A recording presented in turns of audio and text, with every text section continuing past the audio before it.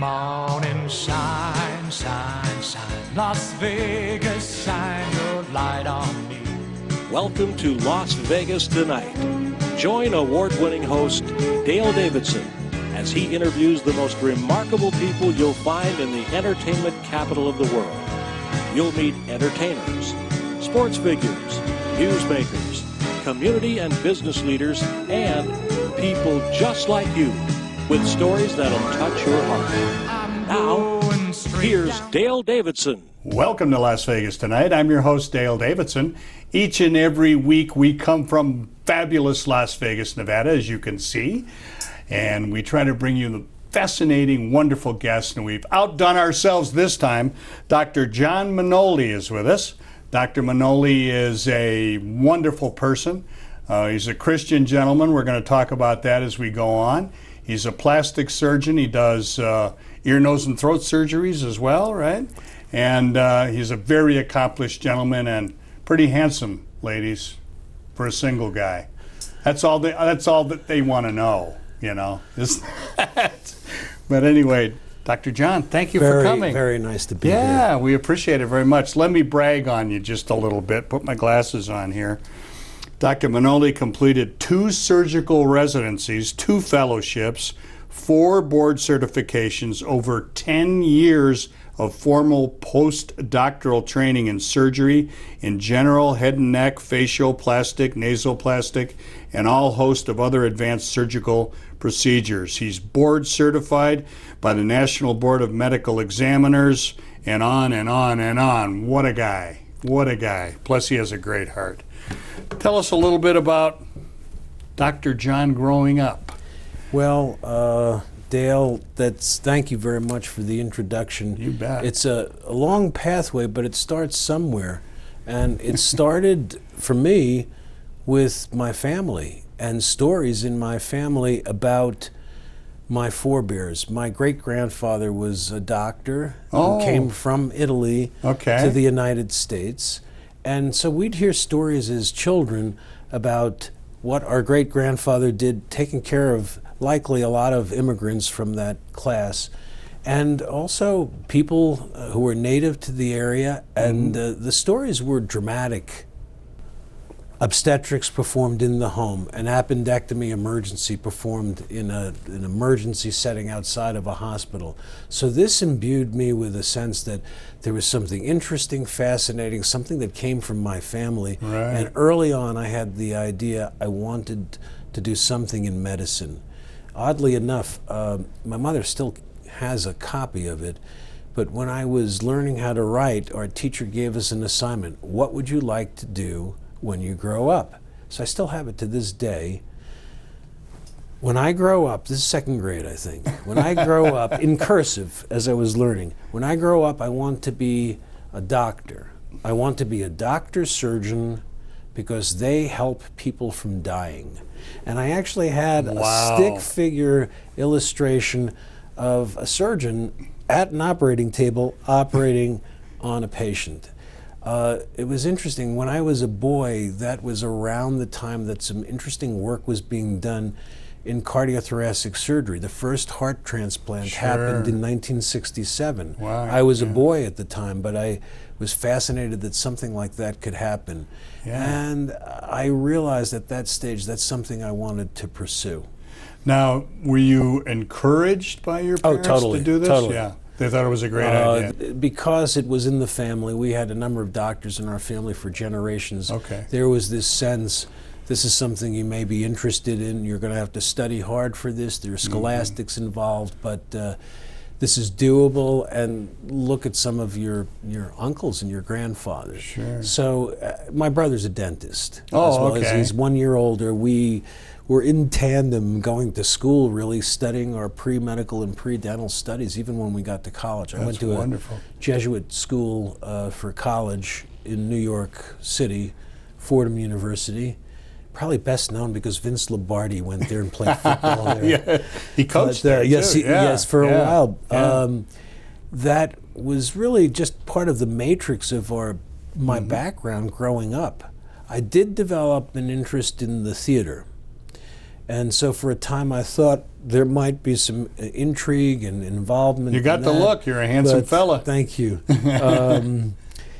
But I ultimately decided that it was more substantial to pursue something which was one-on-one and which used mental faculties, physical faculties, good dexterous skills, and a sense of compassion too. Sure. And so through time I sort of steered more toward the academic and the medical But you liked side. acting and you sing I love, as well. Yeah, yes, Yeah. I'd like to sing in the shower now. There you go. Anyone who will listen, I drive long distances alone and I'll have Sinatra on in the background. Oh, there you go. There you go.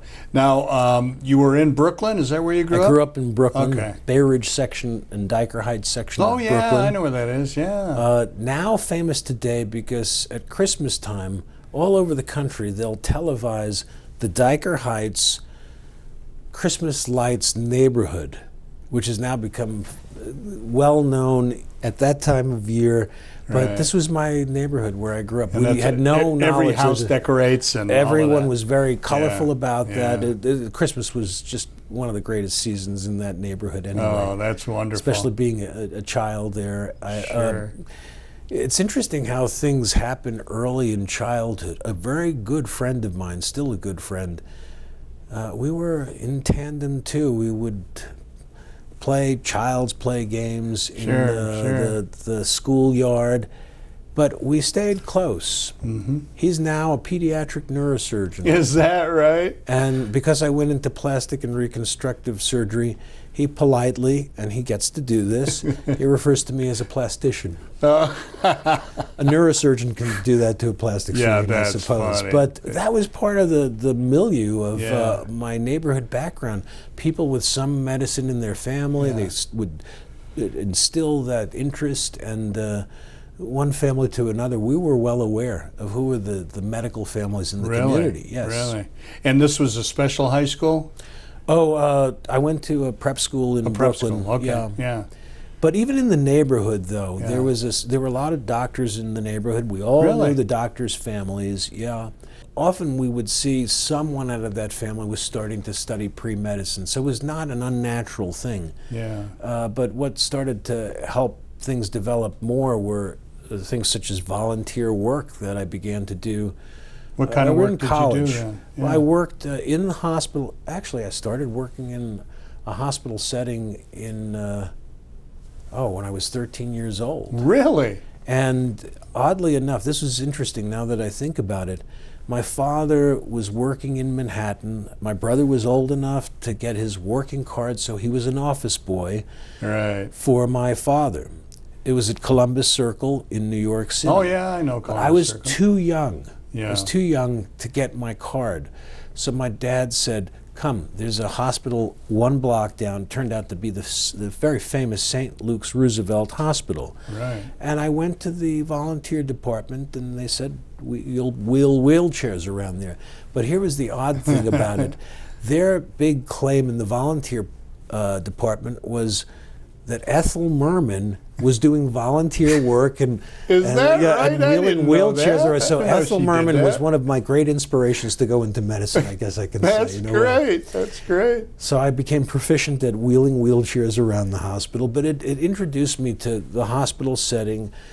Not only sick people, but the practitioners around who were very engaged in very disciplined ways in treating them. And I saw all branches of medicine from a little bit of a young person's distance. Had to get you started in the whole Somewhere. idea of it, yeah. My neighbor, just a wonderful man, he was a colorectal surgeon, Dr. Martin Marino, who later became president of the American Colorectal Society. He knew I had interest, and in high school he invited me to the operating room. Really? And took me around from one surgeon to another. He was well recognized at the hospital, so he was able to do this, and I was very honored and saw amazing things that day. Now I come to see them as routine for my day, but when it first happened, I had searing images of human anatomy. It was beautiful. Yeah, and it reinforced your desire right from go. To see the actual not read about it, to see the events going on, and particularly the operating room was exciting to me. Wow. When I got off to college, I did some volunteer work with some learning disabled and brain injured children. Yeah, I heard about that. Tell me more about that and why you got involved with treating kids who had these kind of issues. Well, I was interested in medicine, of course, at that time, and I thought it would be good to work in a summer setting. I was a lifeguard at some stages in my late teens. You and Ronald Reagan. Well, I guess he was. My brother shares a birthday with Ronald Reagan. Is that right? Yeah. One of my heroes. He's a great man. Yes, that's right. I remember pictures of Ronald Reagan in his lifeguard outfit. Yeah. But I would lifeguard. I used to teach swim lessons and tennis lessons in this community. And I got to the stage where I thought, I want to be doing some more work that somehow relates to health and human services. And our neighboring family, the Marino family that had been involved with colorectal surgery, said there is this camp for brain-injured children. Turned out to be a camp really for autistic children. Right. And years before the movie Rain Man came out, I had direct knowledge in working with autistic children. That's it was early. More, yeah. Oh, yeah, it was fascinating to see the incredible intellectual powers some of these children had, and yet at the same time they had social withdrawal too. Yes. So it was, heartfelt working with them to see that they had such skills but such deficiencies. And the whole time we worked, we were trying to have them experience happiness, joy, camp setting. So we did camp-related things. It was that wonderful human side. It had less to do with strict medicine and more to do with just camaraderie with a group that needed some counseling. Yes. And from there, I eventually started to do more work in research laboratories in college, and was introduced to some high-level research thinkers. It showed me that there was a scientific part to it as well, and eventually I was lucky enough to get into medical school. That's wonderful. I remember you talk about the autistic kids and brain-injured kids. I was happened to be one of the founding coaches of the Challenger Little League, which is exactly that. And my son and I, my eldest son and I, co-coached one of the first teams. So because we didn't have enough kids in any age group, they were from 8 to 18 on one team. So that was interesting. But we loved it, and the kids were so terrific. I just loved them. There were autistic kids and blind kids and brain-injured kids and everything imaginable. And I just treated them, I remember talking to one of the parents, I just treated them the way I would kids, no matter what, making allowances for their skills. And I asked one of the parents, and they said, "You're doing it exactly right. Treat them like they're just kids." And it was such a wonderful experience for me. I have to say, just listening to what you just said and remembering my experience, there's a humbling aspect to that kind of work. And there's a sense, I got at least, of real simple joy watching these children who had such restrictions find happiness in the smallest of things. And it reminded me, sometimes we make life a little too complex. We do. Yeah. Happiness can come from simplicity. And that was one of the things they taught me some too. Oh, I learned so much more than I think I taught them. And you talk about joy. Both teams, it didn't matter who scored a run, everybody cheered. And I remember after, I think it was 3 or 4 years of coaching, I was going to move up here. And so I brought in a friend of mine who was actually a butcher at a local grocery store. He wanted to coach. So I wanted to kind of step back and let the kids get used to him being the coach. So I took a walk around from one of our fields to one of theirs. And everybody was cheering and loving each other and helping each other. and there was this gigantic fight going on with the parents yelling at each other in Little League. And I said, see, this is the way it was supposed to be for everybody. Sometimes the little ones, they teach the older ones. Don't they? Don't they? It's in the truth. Simplest of ways, That's too. it. That's true. We're going to need to take a little break. We'll be back with the wonderful Dr. John Minoli right after these messages.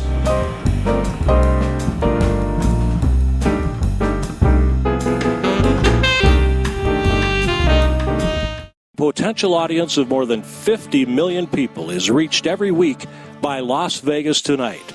To keep the important message of Christ's love on the air, we need your prayers and financial blessings.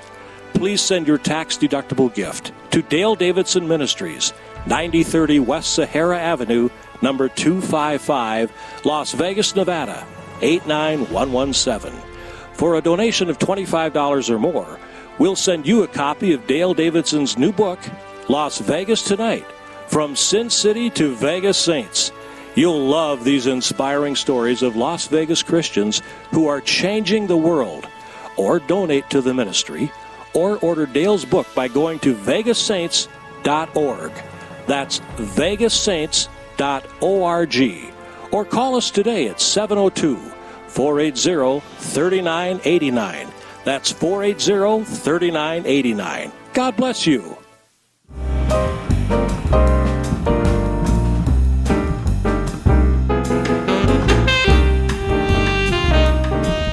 Welcome back to Las Vegas Tonight. I'm your host, Dale Davidson. We're really enjoying Dr. John Minoli, who's a plastic surgeon. He does all kinds of surgery, obviously has a great heart. We've been calling him Dr. John with the big heart, which is it's an unusual thing for an accomplished surgeon like yourself to be so down to earth. And I think that really says something good about your personal faith, your upbringing, your character. They should all have your bedside manner. Oh. Well, Dale, thank you. It's every day we have to remind ourselves to get back in the driver's seat and do exactly that. I'm always trying to find ways to put myself in the shoes of patients that I'm talking to and listen to their problems. And through years of doing that, it's sort of leveled me. Yeah. Not to get too high with anything. Yeah. We all go through periods in our lives, and when I was young and maybe feeling a little proud, life teaches you lessons. And humility goes a long way because it shows us oftentimes the truth more. The quiet ways. It's the loud noises don't necessarily bring the answers sometimes. It's quiet contemplation. It's interesting, since we're talking about such things, contemplation and prayer, I became interested in a particular aspect of Christ going to pray by himself in the desert. And I've thought about prayer a lot. Now, from a medical standpoint, having some understanding of anatomy, I began to understand that the prayer was, in some ways, really divine meditation. And it called into play our anatomical centers, the energy centers that are in us, low down to high up to the brain. And to the third eye, which opens up to the Christ. And so having some knowledge of anatomy sort of imbued my stages of prayer. I would think about literally what's happening anatomically to my body as I'm in the process of prayer. That's very interesting. How that opens up perception of like the divine creator in my life. And I take that with me quietly through every day. Yeah, and the Bible says we should pray without ceasing, which I take to mean talk to God all day long, I like that phrase, having a conversation with God. Yeah. And it's almost as if one can keep a diary with oneself and you're talking to God. Yes. I love that aspect. If it's a constant conversation. Yeah, yeah. And the other thing about Jesus was he would go up on the mountain, or he would get away from his disciples, and he would say, I have to go speak to the Father. And he did it multiple times in the Bible, probably did it multiple times every week. He needed to get away, and I think that what you call divine contemplation, which I like very much, that's what he was doing, I think, huh? I got an inspiration somehow that what does it mean to pray? I would read, I've been introduced as a boy, Christ did exactly that, went by himself to gather himself to pray. And I started to become more of an adult and then piece my spiritual life with my very specific scientific life. How do I square the circle? Yeah, sure. And then I began to put myself, well, this is my anatomy. Even Christ had an anatomy. He had to use his faculties. And it was through these centers I felt there had to be something with using our higher centers, and that could be part of my daily conversations. I wanted to have this part of my brain opened up for perceptual understanding. And I've read that there have been experiments where people have prayed for patients in the hospital, a group, and then there was a control group that weren't prayed for, and those that were prayed for were better. Oh, the power of prayer that's been shown over and over again. There's something, of course, mysterious about it. It is. But it works. See, it's such an interesting topic for me because it's divine, it's spiritual, but it's so anatomic and it's so scientific. When I look at healing, to this day, I've been practicing surgery for decades now, and I'm still amazed at the power of healing. Where does it come from? Who's responsible? It's the Christ. It's the Godhead. That's where the power of the healing comes from. Right. And it's just, I see miracles in small ways every day. How did that wound heal like that? Yes, yes. So I'm constantly making scientific observations, but it's from the standpoint of a spiritual essence, really. That's very interesting because scientists, which is what you are, it's imbued in you. It's your training is scientific, and everything needs to be proved in the lab or with experimentation. So many scientists, many doctors have become atheists because of that reason, and others have become very religious people. So tell me a little bit about that. That is a fascinating thing to bring up because, yes, there's a fork in the road. There's a scientific method, that which can be proven or demonstrated or observed. I chose at a certain point early on to recognize that it's the hand of the Lord working. My understanding of scientific things is just, I have a chance now through those studies to appreciate God from a different standpoint. That's wonderful. It's even more mysterious. Oh, there's his power there. It really is. I don't necessarily, I think this is true. Einstein, the massive brain that he was, right, would talk about that too. His gift to be able to see God's brilliance. His thought experiment. Yeah. So that's the way I choose to see the scientific method. This is just, I'm observing another reflection of God. Yeah, I have a brand new granddaughter. She's only 6 weeks old. And I look at her and I look at her breathing, I hold her, and she's just perfect in every way. And I, is she breathing? That's kind of thing. And I want to say to myself, how could such a wonderful thing, person, human, be created without God? How could you believe that that is an accident? I once read where a mathematician said the odds. Yeah, you've probably heard it. Brilliant. No, please. The one that he, there were several different examples, but the one I like the best is the odds of everything happening by accident are roughly the same as a tornado going through a junkyard and spitting out a brand new Cadillac. You know, the odds are just phenomenal. And there are other ones too No, I liked that concept. There was the mathematical analysis of what's the possibility that all of this can happen. And it was just shown, it's just so extremely impossible if there weren't a divine intelligence behind things. Sure, sure. So, you know, to me, that's just yet another example. Sure. And in the Bible as well, others have done the mathematics, but there are, in the Old Testament, among the prophets, prophecies about Jesus hundreds of years before they took place.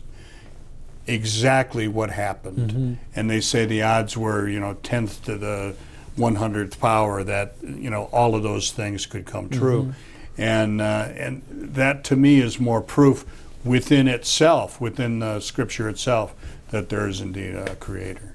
My grandmother, pithy and right down to common living, would say something that encapsulates how you choose to view life, which way you can go, one way or the other. She would say, if you look for a hair in the egg, you'll find it. That says it all, doesn't it? If you want to believe that this is just abstract and it's just by virtue of random events happening, go for it. Yeah. You just look enough, you can see it all over. It's just a matter of your perspective, how you choose to view things. You can shut the light off like that, you know, and that's the one thing for all of us that have a spiritual essence and believers. You have to practice it in some ways, even if it's quiet every day, to remind yourself, because you could fall off the cliff. Yeah, you could, and then get saved again, maybe. Yeah, possibly. You know, you never know when you hear about medical miracles. And it always seems like the Lord can give you a naturalistic explanation for something, so you have to choose. You know, I saw one on YouTube not long ago where a doctor, emergency room doc, and he, you know, lost a patient and left the room and was heading, you know, down to his office or wherever he was going. And he just felt, he's a Christian, and he just felt the Lord was saying, go back there and pray for him. Pray for him. And so he went back and prayed for him, and everybody was cleaning up, you know, in the emergency room saying, what are you doing? He said, I'm just supposed to pray for him, which he did. He just prayed, laid hands on him 10 minutes, and he came to. And you wonder, and he's happy to talk about it, which there's probably some peer pressure not to, huh? You know, I suppose it's like politics these days in this country. You have your own beliefs, and if they're strong, and for me, they're there. There will be naysayers. There always are. Yes, there always are. But that's all the more reason to remind yourself, and you may, as a result, wind up being an example you don't even know for somebody who is not a believer, who comes to see maybe through your words or actions you don't even know what kind of effect you're having on a person, but you do. Yes. And you are right now. We know that millions of people watch the program in various formats, and many are not believers. Many are overseas. Many have never heard about Jesus. And yet we get letters, we get emails, you know, thank you for saying this. And, you know, there's probably doctors out there now saying, you know, he's right. You know, I've seen other things like this, you know. It'll help their medicine and their practice of medicine, too. When I was a boy, I do remember this now that we're talking. And I was raised as a Catholic, but I have a Christian attitude about things in New York, WPIX, Channel 11. Right. It was later at night. The folks had gone to bed. I wasn't even a teenager, I think, maybe close to being a teenager. Right. And Billy Graham crusades would come through. Yes. And I'd flip on the TV, and I don't know what it was, but there was something about that man's voice that just grabbed you. And I could listen to him for an hour. I know, me too. Yeah, he's one of my heroes, one of my life heroes. It was interesting to me because I grew up in a neighborhood that was predominantly one group. We were a Catholic neighborhood, but here was this Christian who was from a Protestant group, and he had so much to say to me. Yeah. And the way he said it, he just grabbed people with his voice, and in a way, that was it. He'd never met me, Yeah. but he grabbed me. Yeah. Yeah, it's remarkable how many people have come to Christ because of Billy Graham. And when he had the famous first crusade at Madison Square Garden in 1957, he had members of the clergy from every possible denomination, including Jewish, were up, the Jewish rabbis were there, and the bishop was there, and everybody was there. He was a very inclusive kind of person, and never really said, you know, this denomination is better than another, or this belief is, hey, come to Christ, we're all brothers and sisters in Christ, here's why, you know. It was very simple when it comes down to it. Peaceful coexistence. Yeah. And tolerance, too. Yeah, yeah, that's the answer. And when we come back, I want to talk a little, you mentioned politics. I want to talk a little bit about the divide of our nation. And we don't have to get into, you know, specifics with, you know, who we favor, but I think it's a serious problem. It needs to be addressed. I do too. Yeah. I do too. We'll be back with Dr. John Minoli and a fascinating conversation right after these messages.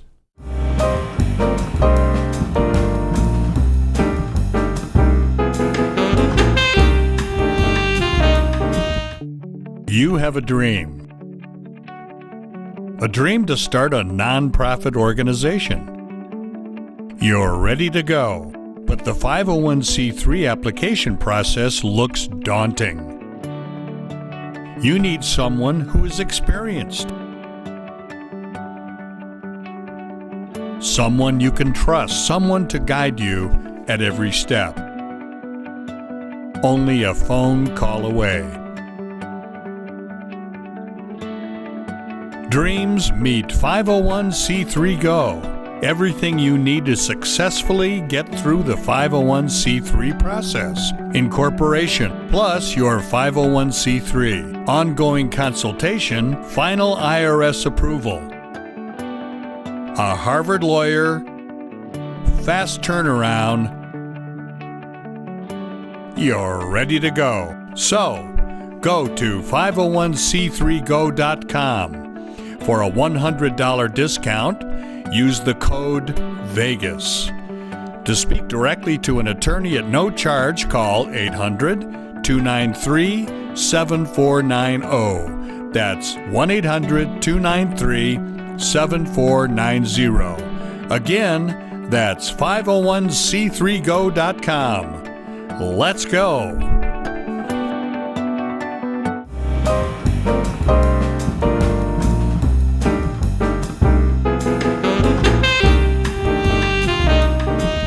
Welcome back to Las Vegas Tonight. I'm your host, Dale Davidson. Dr. John Minoli is our guest. We've been asking him tough questions, and he answers them, which is always a pleasure when you have a guest like that. But he's a smart fella, as you can tell. On My Vegas magazine, the subhead says, Best Surgeons in Vegas Unite, the Smith Plastic Surgery Group. And he's 1/3 of that group. Tell us about your partners. Oh, wonderful men. Dr. Smith has real vision, and he really commandeered the creation of a beautiful new place that's a surgery center and a spa with overnight care. He's a Mayo Clinic graduate, so he brings some of that with him. It turns out that one of the reasons we got together is that he and I are the only two surgeons in the state that are board certified in ear, nose, and throat surgery, facial plastic surgery, and general plastic surgery. And we came to know each other at a plastic surgery dinner turned out we had a lot of common interests and ideas. Uh-huh. And through time, it became more obvious that we should merge and combine our efforts. And then along the way, our third partner, Dr. Mint, is a wonderful specialist who has great skill with eyelid work, and he's lectured all over the world. So what has been happening now, this is recent, our merging, is we have very experienced surgeons all under one roof, not competing. That's a real thing, unfortunately, in some of the medical subspecialties. We're supposed to be for the greater good of the populace, and unfortunately there can be too much of a sense of competition that you don't necessarily Most always see. professions you find that, yeah. You don't always see the collegial behavior that you would expect to. But this has been beautiful. We're combining our efforts. We have a chance to share ideas with each other, and that propels us along to better work. Sure, sure. So kudos to my partners, Dr. Lane Smith and Dr. Schwabe Mint. That's great, and I'll hold that up again. It's really something to be on the cover of My Vegas magazine. Not everybody has that kind of an honor, and we're really pleased to have you because of that. Let me ask you a couple of questions about plastic surgery, and maybe you can agree or debunk or whatever you want to do. The psychology of plastic surgery is interesting to me. People, you know, if it's not facial reconstruction from an accident or something like that, if it's primarily cosmetic, what is the psychology that would bring a man or a woman, and tell me what the split is between the sexes, to your office? Well, in a lot of cases, it's a sense of wanting to feel whole. With regard to gender, classically, more women come into our practice and practices around the country, but we're seeing changes now. Men are beginning to see they can do things for themselves and feel good about themselves. And so probably 20% of at least of our patients in elective practice for plastic surgery are men. Sure. It's an interesting aspect to consider what some people would consider vanity as opposed to the combination of science and aesthetics. And I think most people watching are aware of things that are overdone, even shows on television that talk about excesses of surgery, and that exists. So I see my role as helping to guide patients to see where something is plausible, can be done, can help improve their lives, and where it's out of bounds, it's not realistic. It's been said in our field that plastic surgeons are psychiatrists with knives. Yeah, I'll bet that's interesting. Yeah, that's interesting because it's fascinating. It has to be, and it has to be part of the analysis of each patient. How will they tolerate potentially a given surgery mentally as well? They have to be prepared for it. And our society propels imagery. Yes. It's part of merchandising and commercialism and sales.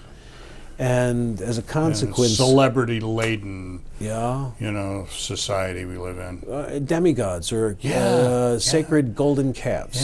Aaron's golden calf, so to speak. That's what I talk to myself about. That there's another golden calf out there. But having a sense of wholeness and feeling good about oneself is good. I've taken care of patients that were withdrawn and come out of their shell as a result. So where's the vanity in that? I began years ago to think about, in a way,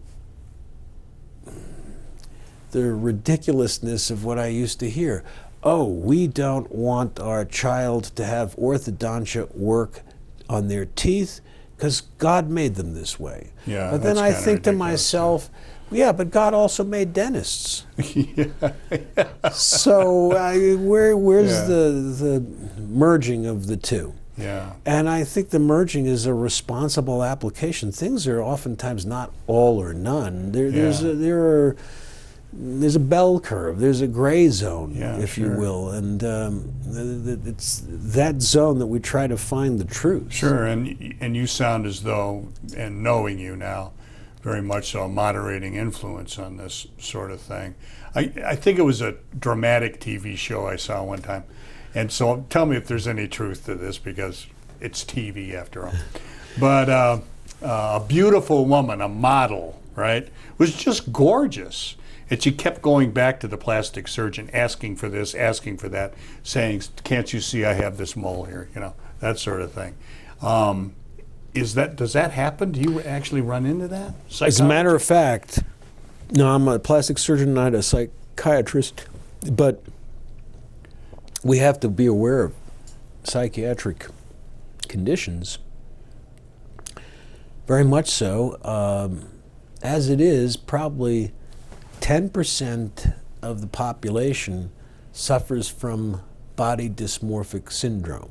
Oh, okay. Now, Tell me is about that inherent in us, or is that something that's propelled from our reaction, some people's reaction to society and the pressures that are put to bear?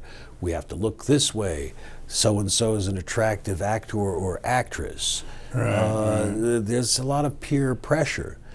But body dysmorphic syndrome, well, a good example of body dysmorphic syndrome would be an anorexic patient. Yeah, they or don't see bulimic. themselves, or a bulimic patient, Right. they don't see themselves as other people see them. That's fascinating.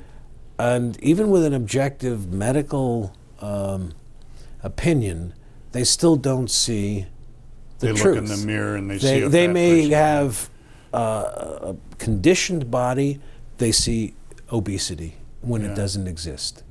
That's just one example of body dysmorphic syndrome, but it's been calculated that probably 1 out of every 10 patients coming into a plastic surgeon's office has body dysmorphic syndrome. They don't see themselves realistically. They view plastic surgery as the magic wand, and it's not.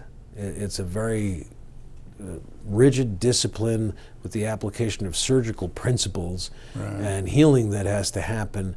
And so patients have to see things realistically. So that's one of my roles, is to help guide them to see things realistically. Well, God bless you for doing that, because I'm sure there'd be those that would take advantage of the situation, but you obviously have the professionalism and the heart not to do a thing like that. It's oftentimes good practice not to operate. Yeah. And there are a number of patients I will guide them, you don't need my services here. Right. And I'll find them alternate services. Yeah. Yeah. But that becomes part of the analysis, and that's actually, I consider that in a way just as substantial a part of practice as the actual surgery itself, is choosing the right patients and having good candidates, and then guiding patients who are not candidates. Yes. And it must be, very, very rewarding for you to operate on a baby that was born disfigured, or somebody disfigured in a car accident, and to bring them more of a sense of normalcy, because the shame and the trauma and you talk about psychological issues, boy, that you would just, I don't know how you would deal with that. If I have just a little bit of time, Sure. I should share an interesting story about the history of plastic surgery in the modern world. There are examples of plastic surgery procedures that date back thousands of years, but modern plastic surgery really had a lot of its origin from the experiences in World War I, trench warfare. Trench warfare produced injuries in the face, and patients came to be known as facial cripples. And the British government, during World War I, assigned certain doctors to look into this problem as a task force and see how they can, What can we do? How could they deal with this. So from that became the discipline of surgery regarding facial reconstruction from war injuries. And then within a little over 10 years, an actual board of plastic surgery was created out of that. Okay. But it really came from some of the original work to say, how can we put together an entirely disfigured face? And from that, the outbranching was, as surgeons became skilled at that, they started to look at the sub-zones of the face, the sub-aesthetic units of the face, and say, can we do things more electively with that? Okay. That was... So it's a long history to plastic surgery, It's a which I long was and not aware of fascinating that. history with a lot of innovation. Yeah. Some of real advances in medicine have been through plastic surgery. Yeah, that's In remarkable. fact, I think one of the original transplant surgeons had his background in plastic Is surgery that right? first, yes. Yeah. You know, that all needs to be baked into the mix. It's not just a technician performing a procedure, and that's one of the criticisms that I hear in our modern world.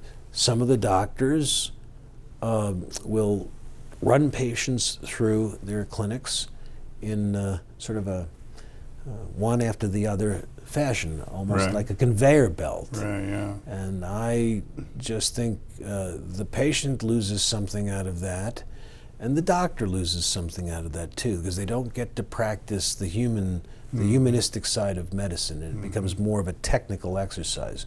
There's nothing wrong with good technical expertise, but there has to be some heart behind it. Yeah, that's interesting, because the next question I was going to ask you was exactly on that. Your personal faith informs your medical ethics, clearly. I view it that way. Yeah. And do you feel that having Christ in your heart makes you a better surgeon, a better doctor, a better person? More compassionate.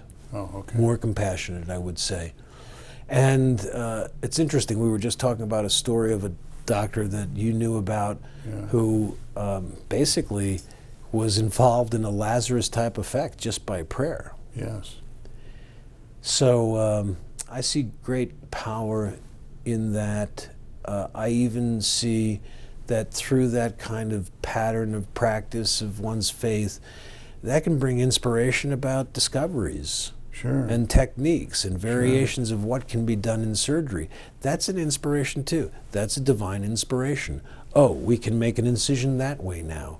That's Right. not just purely objective science. Right. That's inspired. Yeah, there's art to this. I Yeah, have and inspired actually, from the Lord. Yeah. I have talked about this for a long time. I was interested in the theater arts, performing arts at a time in my early life. Yeah. And I was interested in medicine, and I came to really view things as I do now.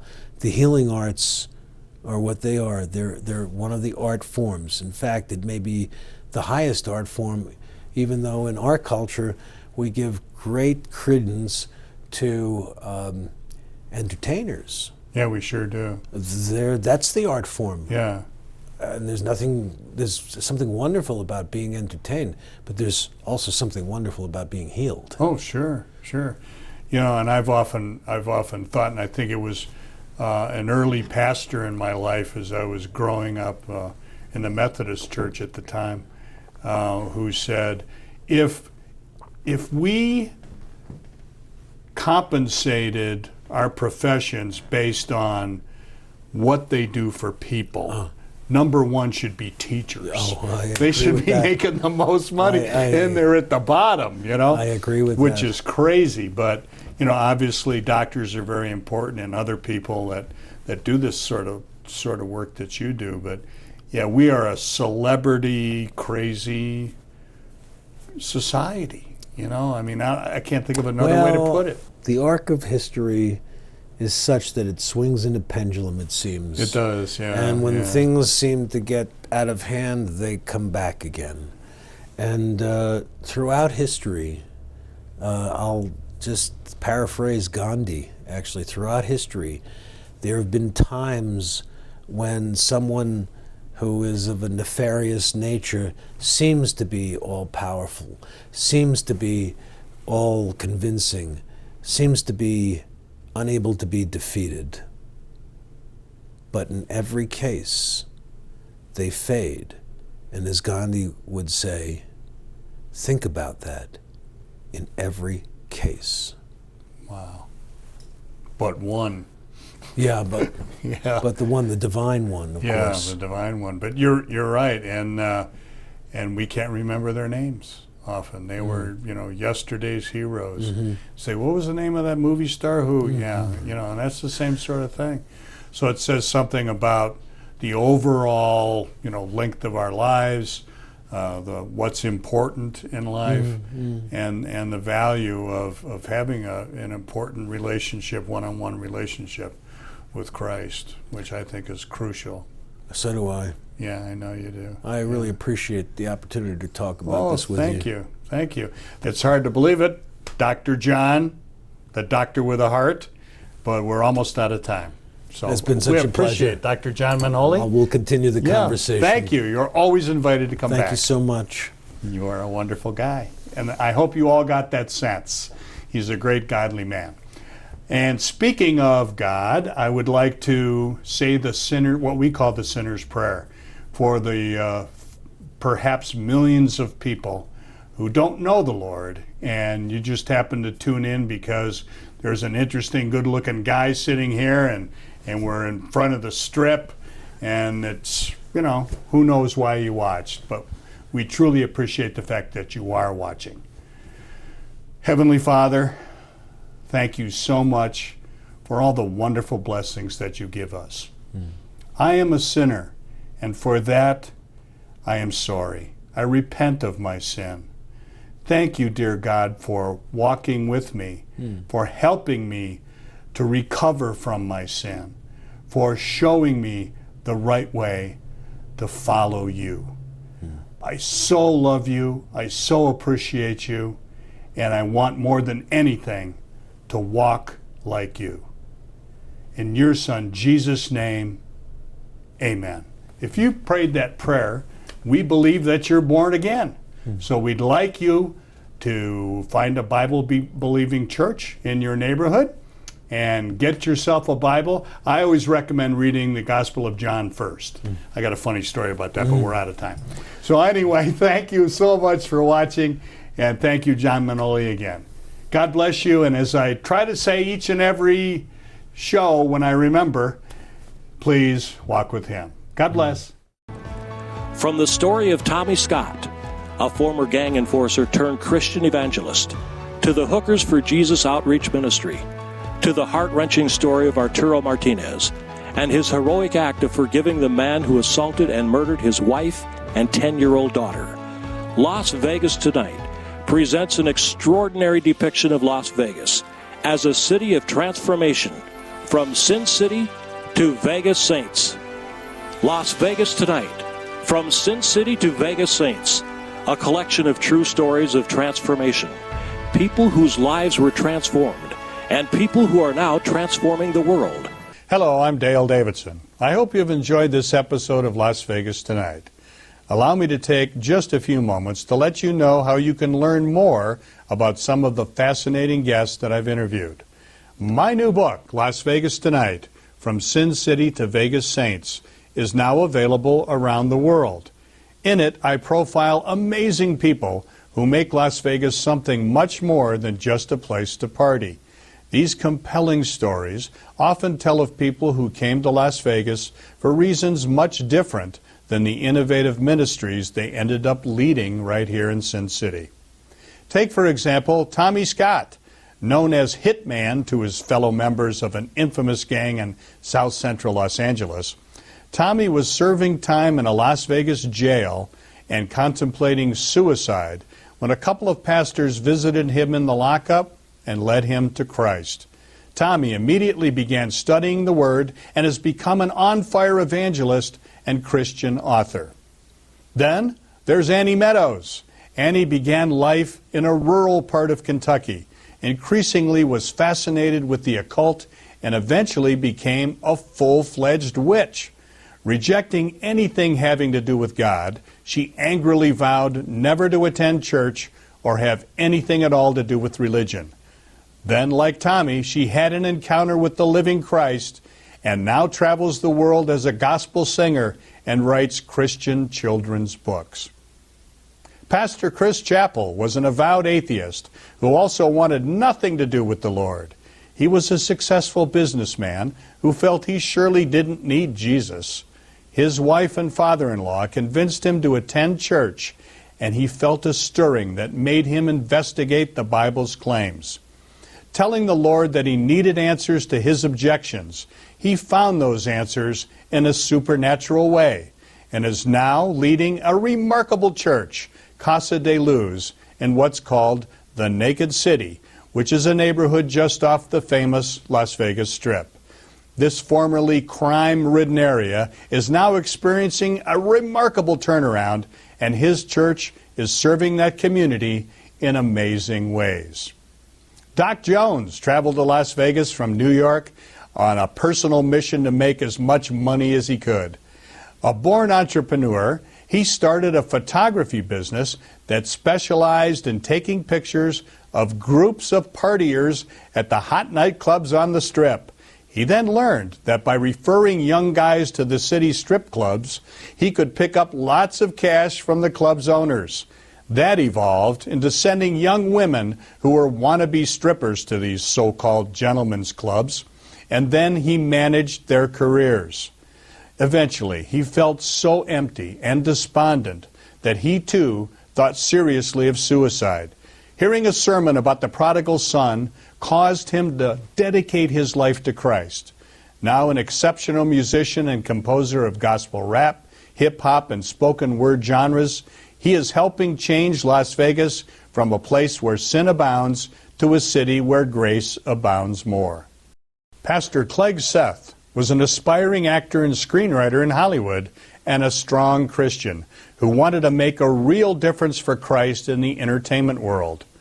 But the Lord called him to establish a crisis hotline for runaway teens who were coming to Hollywood to pursue their silver screen dreams. He then started halfway houses for men and women with substance abuse and other problems. He also helped set up a similar men's home in Las Vegas. At one point, he developed a gambling habit, but the Lord delivered him from that problem, and he now devotes his life to sharing Christ with men in prison, serving seniors in a church setting, along with visits to nursing homes and hospitals.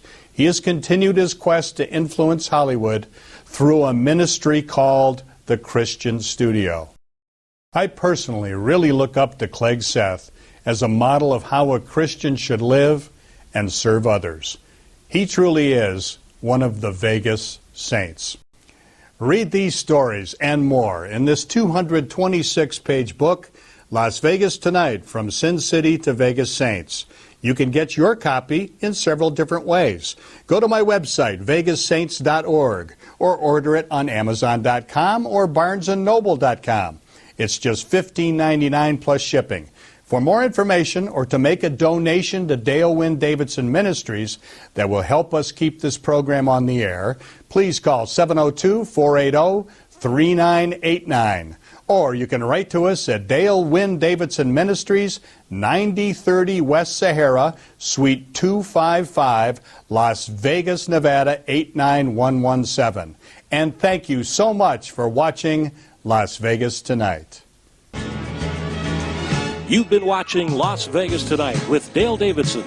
Send your tax-deductible gifts to Dale Davidson Ministries, 9030 West Sahara Avenue, number 255, Las Vegas, Nevada, 89117. Or call 702-480-3989.